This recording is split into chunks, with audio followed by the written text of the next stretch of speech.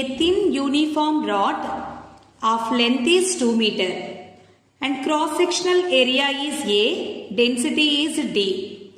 It is rotated about an axis passing through the center and perpendicular to its length with angular velocity omega.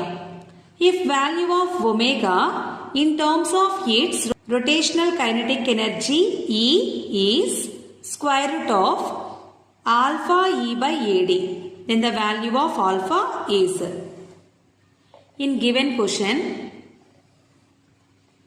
a thin uniform rod.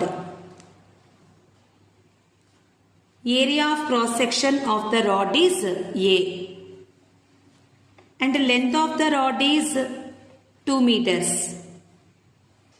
This rod is rotated about an axis perpendicular to its length with an angular velocity omega.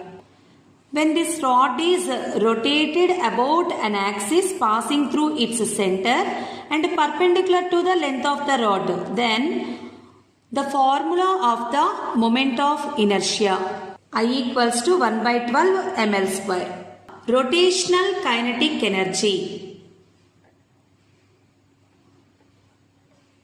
half I omega square, where I is moment of inertia, omega is the angular velocity.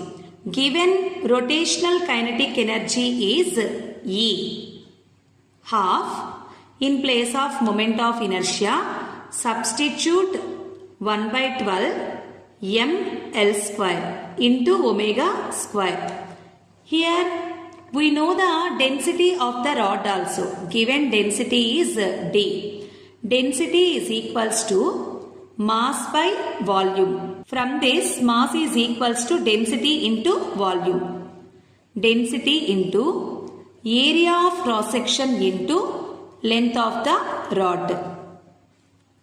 Substitute here 1 by 24 in place of mass, density, area of cross section into length of the rod into L square omega square. 1 by 24 dA L into L square, L cube omega square.